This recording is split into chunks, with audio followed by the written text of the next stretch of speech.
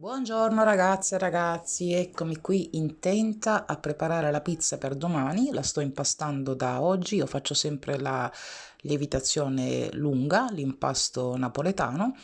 e quindi sarà pronta per domani sera. Noi qui in Germania abbiamo molte difficoltà a trovare una pizzeria che faccia una pizza buona, non ce ne sono e quindi mi metto io e la faccio e uno, so per certo che è buona perché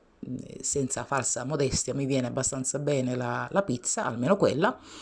e in più so per certo quello che vado a mangiare per quanto riguarda i punti. Nelle ricette dell'applicazione c'è anche la mia pizza, quindi io so già che l'impasto di per sé, il panetto per meglio dire, sarebbe questa la mia pizza. Questa è la ricetta della mia pizza con la farina Caputo. So per certo che dividendo,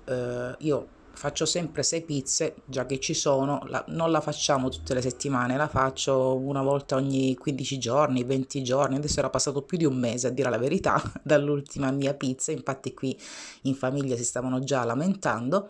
e quindi io faccio 6 pizze, impasto un chilo di farina e faccio 6 pizze, vado a pesare poi i panetti, li faccio da 280 grammi ogni panetto e so che ogni panetto senza il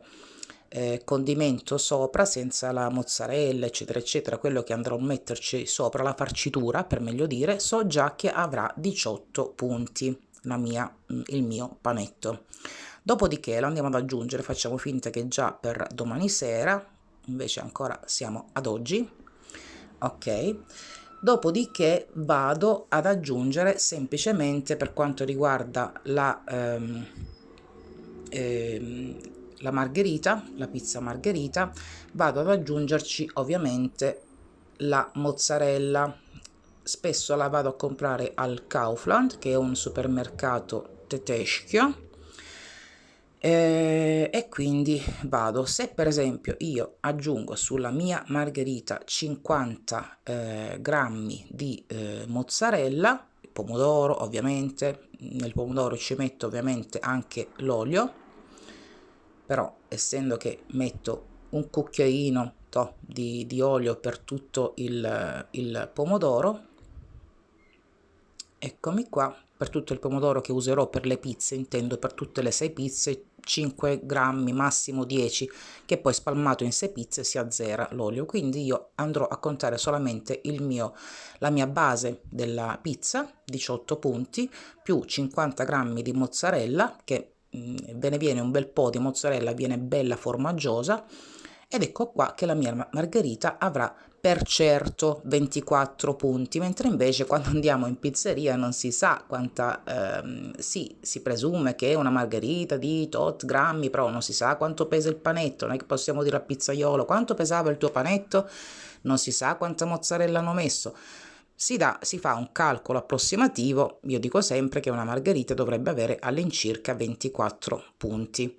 però con certezza lo si sa quando si fa a casa e almeno sai quello che mangi, sai i punti che consumi ed ecco qua che sono bella e tranquilla. La stessa cosa vale per quando la faccio come piace a me, ai 4 formaggi, vado ovviamente una volta che aggiungo al mio diario alimentare